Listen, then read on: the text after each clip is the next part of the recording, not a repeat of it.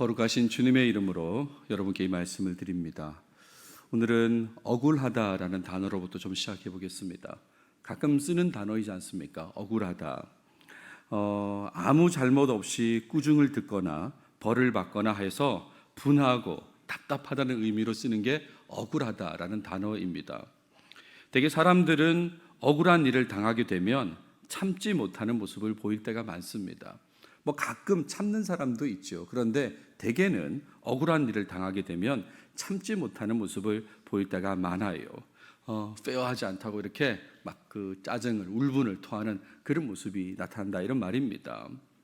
여러분 살면서 어떤 억울한 일을 겪어보셨습니까?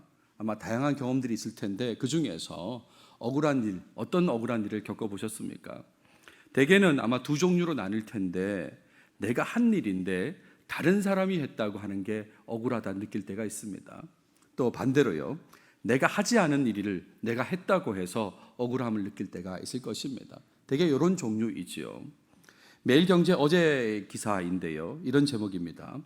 먹다 토했다, 양념치킨에서 나온 바퀴벌레, 억울하다는 사장 왜? 이런 제목의 기사인데, 주문을 많이 한 그 고객이 바퀴벌레가 나왔다고 이제 이렇게 한 거예요. 환불해 달라고. 그래서 사장이 억울하다 얘기한 겁니다. 그 자영업자 커뮤니티가 있는데 이 커뮤니티 이름이 재밌습니다. 아프니까 사장이다라는 커뮤니티인데, 아프니까 사장이래요. 거기에 이제 글을 올린 걸 이제 기자가 보고 기사화한 건데, 아니 양념치킨에서 바퀴벌레가 나왔는데 사진을 보내라고 했더니 바퀴벌레 양념이 안 묻어 있더라. 이렇게 이제 얘기를 한 겁니다. 그러면서 아무래도 이상하다. 그래서 제가 글을 읽어보니까 좀 사장님이 좀 억울한 것 같아요.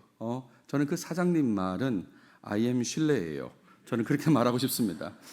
아무튼 그렇게 억울한 그런 부분들이 있는 거죠. 오늘 본문에 등장하는 예수님의 제자 중 한 명인 도마에 대한 보통 사람들의 평가는 도마를 매우 억울하게 만듭니다. 이 얘기를 조금씩 나름 설교를 통해서 말씀드린 적이 있는 것 같은데, 오늘은 도마에 대한 내용이니까 이 부분을 다 종합해서 말씀을 드리겠습니다. 사람들의 보통의 평가, 도마에 대한 평가가 도마를 억울하게 만든다, 이런 말이에요. 무슨 말인가 하면, 흔히들 사람들은 도마 그러면 의심 많은 제자라고 생각합니다. 근데 여러분, 의심 많은 제자라고 생각하기 전에 똑같은 조건에서 판단을 했어야 된다는 것을 먼저 떠올리셔야 되는 것입니다. 똑같은 조건에서 도마와 다른 제자들을 판단하셔야 되는 거예요. 예수님이 계실 때에 도마를 생각하셔야 되는 거고요, 예수님이 안 계실 때에 다른 제자들을 생각하셔야 된다, 이런 말입니다. 그런 상황 속에서 도마가 더 의심이 많으냐를 판단해야 되는데, 그거와 관계없이 그냥 의심 많은 제자로 도마를 평가하는 건 조금 억울하죠. 그래서 사람들은 계속해서 의심 많다고 생각하니까 12명의 제자 중에 이 도마를 11번째 정도로 평가하는 겁니다. 12번째는 누구일까요? 가룟 유다요. 가룟 유다가 12등이면 이 도마를 11등 정도로 생각한다, 이런 말입니다. 왜냐하면 의심이 많기 때문에. 특히나 이런 내용이 마치 사실인 것처럼 널리 알리는 찬양이 있습니다. 김석균의 내가 처음 주를 만났을 때란 찬양인데, 중간에 가사가 이렇죠. 의심 많은 도마처럼 물었네, 내가 주를 처음 만난 날. 이렇게 가사가 이어지는 거예요. 그러니까 계속 사람들이 부르면서 도마는 그냥 의심 많은 걸로 낙인이 찍힌 겁니다. 제가 만약에 도마라면 지금 살아있는 사람이 아니지만 이렇게 벌떡 일어날 것 같아요. 그냥 이게 무슨 소리냐, 지금 내가 왜 의심이 많냐 말이야. 그렇게 지금 억울함을 느끼게 된다, 이런 말이에요. 여러분, 예수님의 제자 도마는 어떤 사람인가 잘 들어보십시오. 우리가 지금 요한복음을 보고 있는데, 요한복음의 핵심을 말하는 제자가 도마입니다. 이 설명을 계속 지금 할 텐데요, 요한복음의 핵심을 말하는 제자가 도마예요. 거기다가 도마의 별명이 디두모입니다. 쌍둥이라는 별명을 가진 자다, 이런 말이에요. 쌍둥이는 쌍둥이가 별명이 아닌 거죠. 쌍둥이가 아니니까 쌍둥이 같다고 별명을 붙인 건데, 도대체 누구랑 닮아서 쌍둥이라고 그랬을까? 전통에 따르면 예수님을 닮았다는 거 아닙니까? 예수님을 닮아가지고 전 참 쌍둥이야 라고 그런 별명이 붙었다는 겁니다. 제가 지금 무슨 말씀을 드리고 있습니까? 도마는 부정적인 인물이 아니다는 말씀 지금 드리고 있는 거예요.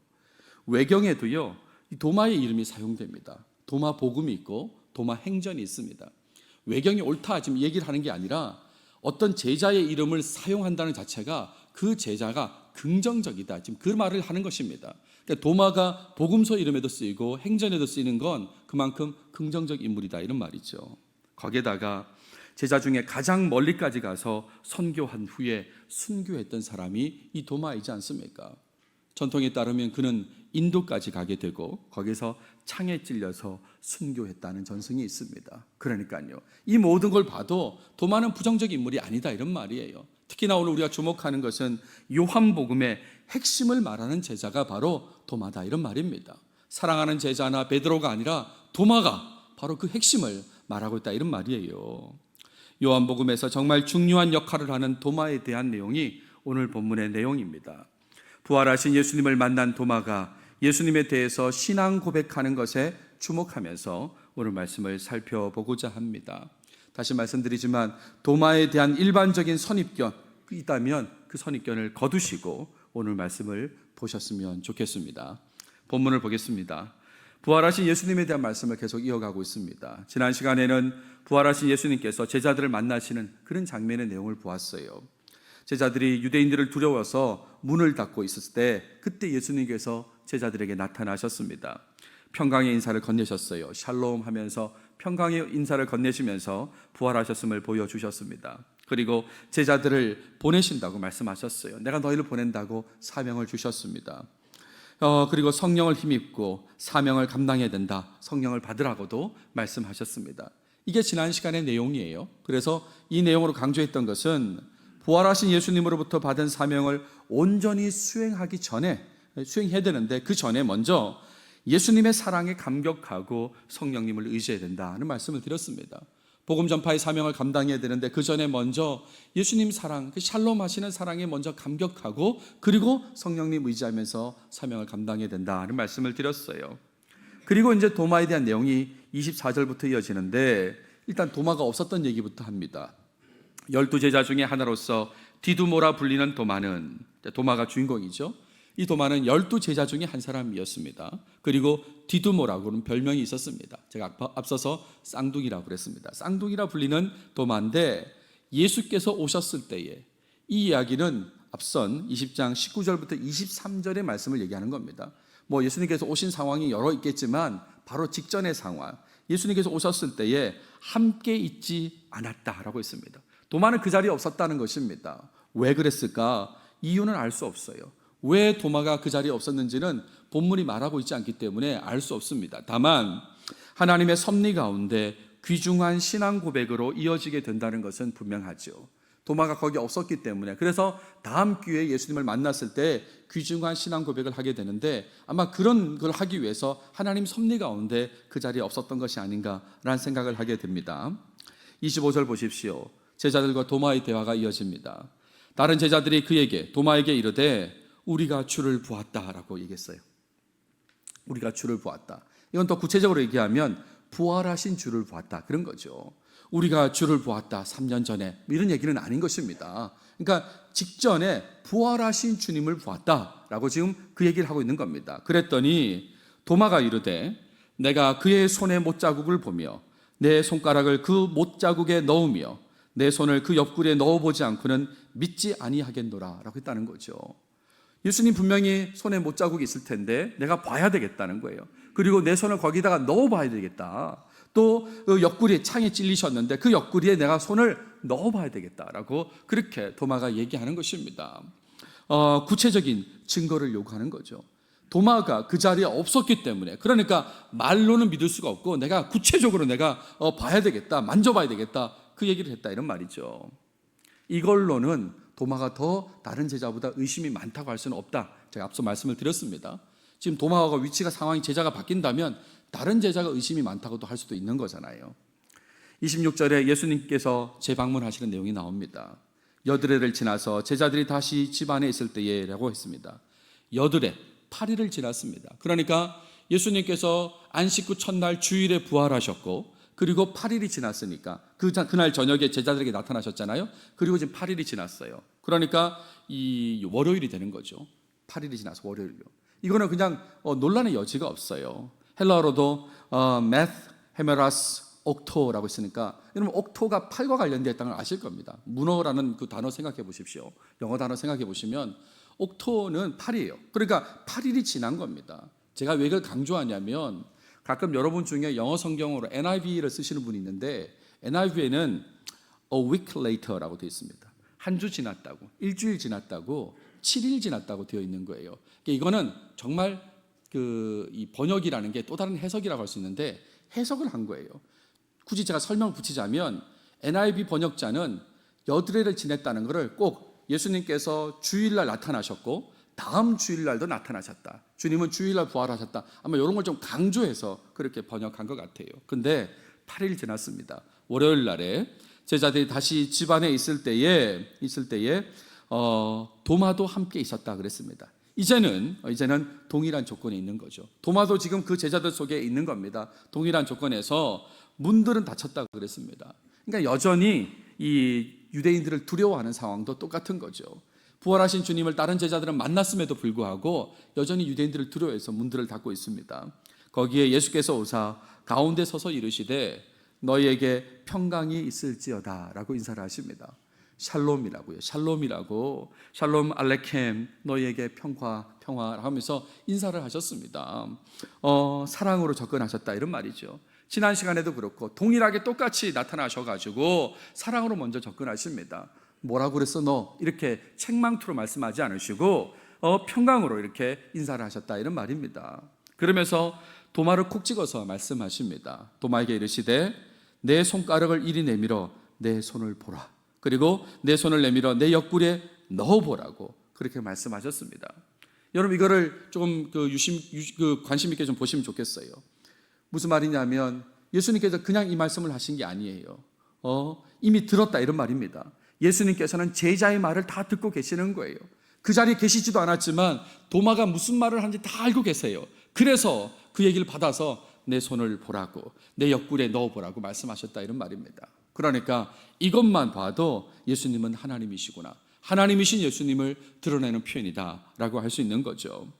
그리하여 믿음 없는 자가 되지 말고 믿는 자가 되라 라고도 덧붙이셨습니다.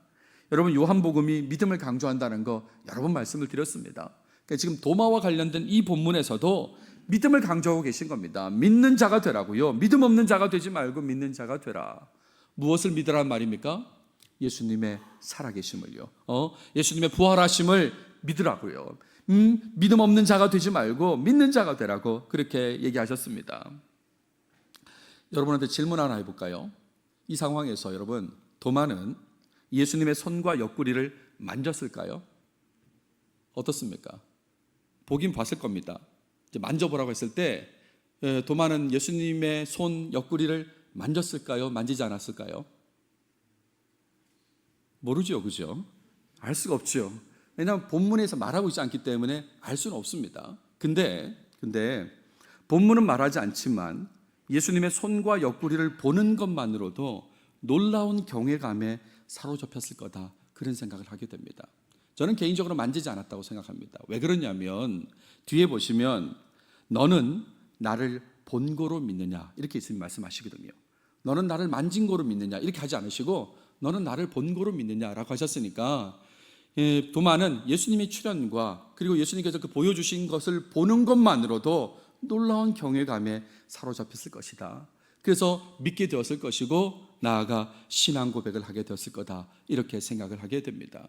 그 신앙 고백이 바로 28절에 나오게 됩니다. 도마의 신앙 고백을 보십시오.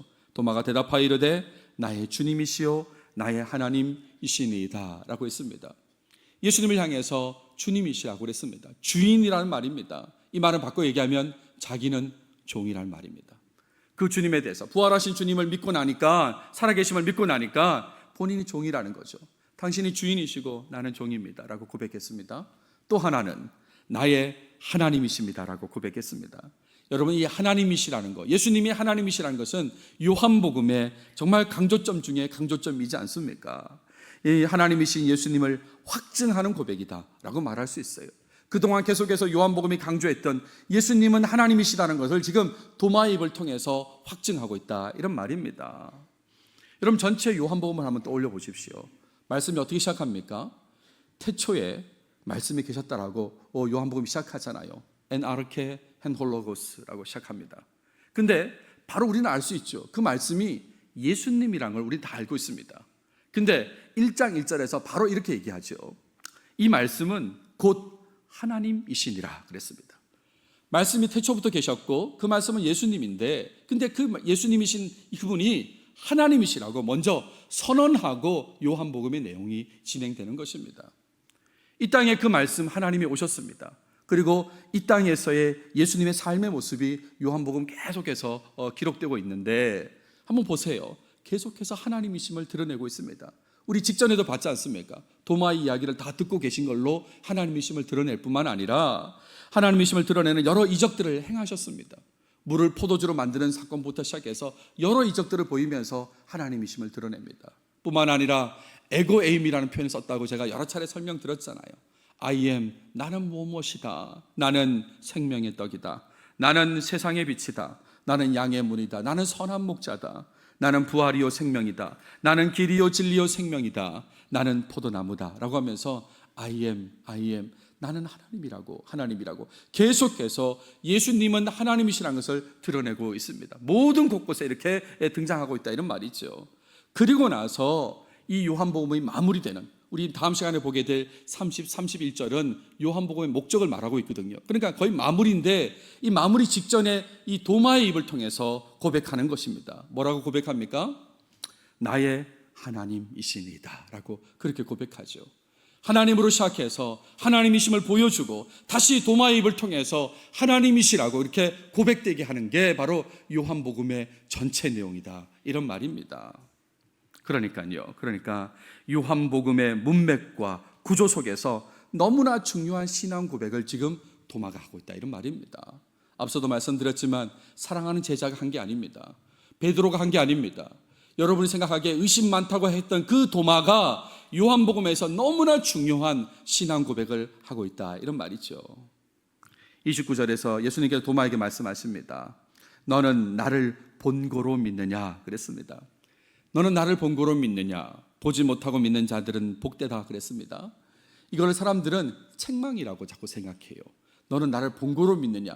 근데 생각해 보세요. 이미 보고 믿었는데 그럼 안 보고 믿으라는 말이 무슨 말입니까? 안 보고 믿을 수 없잖아요. 거꾸로 돌아갈 수 없는데 이걸 책망이라고 한다면 도마는 갈 데가 없는 거예요. 최고의 신앙 고백을 한 사람을 지금 책망으로 몰아가서 되겠습니까? 너는 나를 본고로 믿느냐라는 말은 예수님을 직접 보고 믿었다는 얘기입니다. 신앙 고백을 했다, 그런 얘기예요. 너는 나를 보고서 믿었다. 그리고 신앙 고백을 했다. 그런 얘기예요. 그리고 나서 보지 못하고 믿는 자들은 복되다라고 하셨는데 누가 보지 못하고 믿는 자들입니까? 우리잖아요.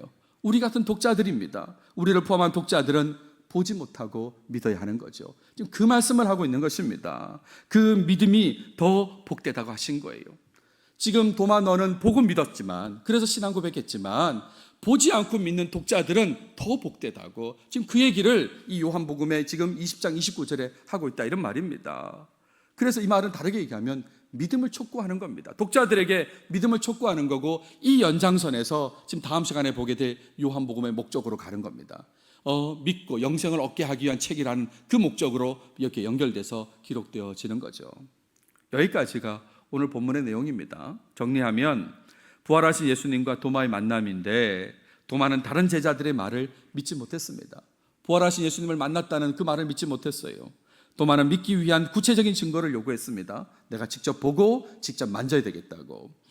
예수님께서 동일한 조건에서 나타나셨습니다. 다 듣고 계십니다. 그래서 도마에게 손과 옆구리를 보여주셨습니다. 도마는 예수님에 대해서 하나님이심을 고백했습니다. 나의 주님, 그리고요 나의 하나님이시라고 고백했어요. 그 이후에 예수님께서는 안 보고 믿는 자가 더 복되다는 말씀을 추가하셨습니다. 이게 오늘 본문입니다. 오늘 본문은 도마가 요한복음 안에서 매우 중요한 인물이라는 것을 드러내는 그런 내용이라고 할 수 있겠습니다. 예수님께서 하나님이심을 고백함으로써 요한복음의 핵심을 마무리하고 강조하는 지금 그 내용이다, 이런 말이에요. 이런 신앙 고백은 예수님의 부활을 믿는 믿음에서 나온 것입니다. 갑자기 뚝 떨어진 신앙 고백이 아닙니다. 부활하신 예수님을 믿는 그 믿음에서 나온 고백이다, 이런 말이에요. 도마는 예수님의 부활하신 몸을 보고서 확실한 믿음을 가진 것입니다. 그래서 이런 신앙 고백을 할 수 있었다, 이런 얘기예요. 사실 도마가 믿음을 가지게 되기 전까지는 예수님의 사랑이 먼저 나타났지 않습니까? 그렇죠? 예수님의 사랑이 먼저 나타난 것입니다. 도마의 말을 다 듣고 계셔가지고 도마에게 나타나셨을 때 보고 만지라고 하셨습니다. 예수님께서 먼저 접근하시고 다 들으시고 그렇게 하셨다, 이런 말입니다. 그리고 나타나셔서 처음 하신 말씀은 도마 너 뭐라고 그랬어? 라고 책망하지 않으시고 샬롬이라고 인사하셨다, 이런 말이죠. 사랑으로 접근하셨다, 이런 말입니다. 이런 예수님의 사랑에 대해서 도마는 믿음으로 반응하고 신앙 고백을 한 것이 바로 당신은 나의 주님이시고 나의 하나님이시다라는 그런 고백인 것입니다. 근데 예수님께서는 보지 않고 믿는 자가 보고 믿는 자보다 복되다고 말씀하신 거예요. 놀랍지 않습니까? 예수님께서는 도마처럼 우리를 찾아오시고 지금 이 말씀을 떠올리게 하시는 겁니다. 이미 우리의 말을 다 듣고 계시고 우리가 어떤 사람인지 다 알고 계십니다. 예수님께서 다 알고 계신다, 이런 말이죠. 샬롬으로 사랑을 표현하시면서 우리에게도 다가오고 계시다, 이런 말입니다. 이 예수님을 직접 보지 못한다고 하더라도 말씀을 읽고 들으면서 믿어야 하는 것이죠. 이게 복되다고 말씀하셨지 않습니까? 그렇게 믿음을 가진 자, 복되다고 평가받는 자, 그런 자가 되었다면 예수님에 대해서 신앙 고백을 해야 되는 것입니다. 도마와 같은 신앙 고백일 수도 있고 아니면 자신만의 독특한 신앙 고백일 수도 있을 것입니다. 우리가 복된 자가 되었으니까, 도마보다도 복된 자가 되었으니까요. 그러니까 도마가 신앙 고백을 했다면 우리는 더 진실한 신앙 고백을 해야 된다, 이런 말입니다. 지금까지 예수님을 믿는 자로서 예수님에 대해서 어떤 신앙 고백을 하면서 살아왔습니까? 여러분, 어떤 신앙 고백을 하면서 살아오셨습니까? 혹시 신앙 고백 없이 살아온 것은 아니십니까? 그냥 예수 믿는 거지 무슨 특별한 신앙 고백이 필요합니까? 그러면서 그냥 그렇게 살아온 것은 아닌지 묻고 있는 거예요. 그래서 오늘 적용적으로 말씀드리고 싶은 건, 예수님의 사랑 속에서 예수님의 부활을 믿는 자가 되었다면, 정말 부활을 믿는다고 한다면 예수님에 대해 할 수 있는 최고의 신앙 고백을 하면서 살아가시는 여러분들이 다 되시길 바랍니다. 도마의 신앙 고백이 요한복음의 문맥과 구조 속에서 중요하다고 해도 그는 예수님을 보고서 믿은 사람입니다. 보고서 믿은 사람, 보지 않고 믿은 사람이 복되다고 하셨지 않습니까? 우리는 예수님을 보지 않고 말씀을 통해서 믿은 사람들입니다. 우리가 바로 예수님이 말씀하신 복된 사람이다, 이런 말입니다. 이런 복된 사람이 되었으니까 예수님께서 내 삶에 있어서 어떤 분이신지 드러내는 신앙 고백을 우리가 해야 되지 않겠습니까? 남에게 보여주기 위한 신앙 고백을 지금 말하는 게 아닙니다. 남이 들으면 그럴듯한 그런 신앙 고백을 가져야 된다, 지금 그 얘기하는 게 아니에요. 남과 관계없습니다. 예수님에 대한 개인이 가지고 있는 진실된 신앙 고백을 가져야 된다, 지금 그 얘기를 하고 있다, 이런 말이에요. 혹시 제가 신앙 고백 얘기하니까 이 신앙 고백을 교리나 신조와 연결해서 생각하는 사람이 있을지 모르겠습니다. 혹시 그런 분 계십니까? 제가 신앙 고백 제목에서부터 보여드렸을 때 그냥 자동적으로 교리, 신조 이렇게 생각하시는 분이 있을지 모르겠습니다. 그럴 수 있다고 이렇게 생각합니다. 그래서 그 교리를 공부하고 이해하고 그것을 자신의 신앙 고백으로 만들려는 노력을 하기도 하지요. 그렇습니다. 기존에 있는 교리를 신앙 고백으로 받아들이기 위해서 그 교리를 공부하고 이해한 다음에 자기 걸로 받아들이기도 합니다. 예를 들면 성경의 무호성 같은 게 그런 거죠. 성경은 실수가 없다고 하는 그 부분에 대해서 이 교리를 공부하고 받아들이기도 합니다. 근데 여러분, 이 시간 제가 강조하는 것은 그런 배워야 하는 교리로서의 신앙 고백이 아니라 예수님을 믿는 자로서의 개인적인 신앙 고백을 지금 말하고 있는 것입니다. 부족했음에도 불구하고 예수님의 일방적인 사랑으로 인해서 믿음을 가지게 된 자로서 예수님을 향한 진실된 신앙 고백이 있어야 된다, 그 얘기를 말하고 있는 것입니다. 도마는 예수님을 자신의 주님과 자신의 하나님으로 고백했지 않습니까? 그러니까 이 여러분의 삶에는 어떤 신앙 고백이 있습니까? 여러분의 신앙 고백은 무엇입니까? 제가 지금 거듭 묻는 거예요. 이게 중요한 거거든요. 우리는 도마보다 더 복된 자들인데 그렇다면 우리의 신앙 고백은 무엇인가? 개인적인 확고한 신앙 고백이 있을 때에 부활하신 예수님으로부터 받은 사명, 복음 전파의 사명을 잘 감당할 수 있습니다. 신앙 고백이 확실할 때에, 그럴 때에 복음 전파의 사명을 잘 감당할 수 있다는 거예요. 도마를 한번 생각해 보십시오. 그의 신앙 고백을 바탕으로, 나의 주님이시고 나의 하나님이시라는 그 신앙 고백을 바탕으로 그는 인도까지 가서 복음을 전했다라고 했지 않습니까? 죽음을 두려워하지 않고 담대히 복음을 전파하는 사람이 도마였습니다. 그래서 도마하면 그림을 한번 찾아보십시오. 그냥 창으로 찔리는 모습이 그냥 도마의 그림입니다. 이렇게 늘 도마 그러면 창으로 찔리는 그림만 남아 있어요. 어떻게 이게 가능합니까? 신앙 고백이 확실하니까요. 나의 주님이시고 나의 하나님이시라는 그 고백 때문에 이런 사명을 감당할 수 있었다, 이런 얘기예요. 우리도 예수님에 대해서 제대로 신앙 고백을 할 때에 그것을 바탕으로 복음 전파에 힘쓸 수 있는 것입니다. 어쩌면 지금까지 복음 전파의 사명을 잘 수행하지 못한 것은 제대로 된 진실한 신앙 고백이 없었기 때문일 수도 있습니다. 교회는 다니는데, 예수 믿는다고는 하는데 진실한 확실한 신앙 고백을 하지 못해서, 그래서 복음 전파의 사명에 그냥 주저하고 사명을 감당하지 못하고 그렇게 있을 수 있었다, 그렇게 생각한다, 이런 말입니다.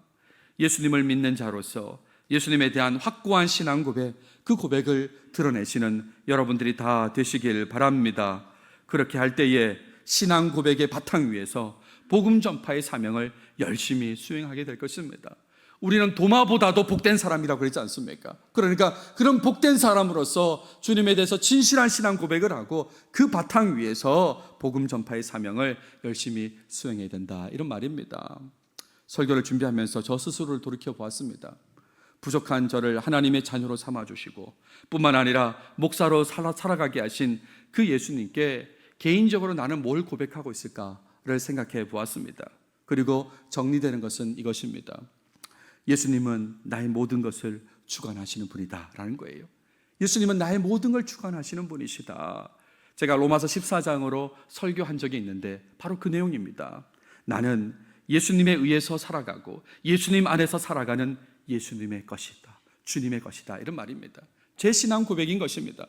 나는 예수님에 의해서 살아가는 사람입니다. 예수님 안에서 살아가는 사람입니다.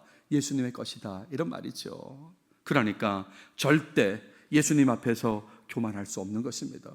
예수님에 의해서 예수님 안에서 살아가는, 예수님이 주관하는 사람이 어떻게 그 앞에서 교만할 수 있겠습니까?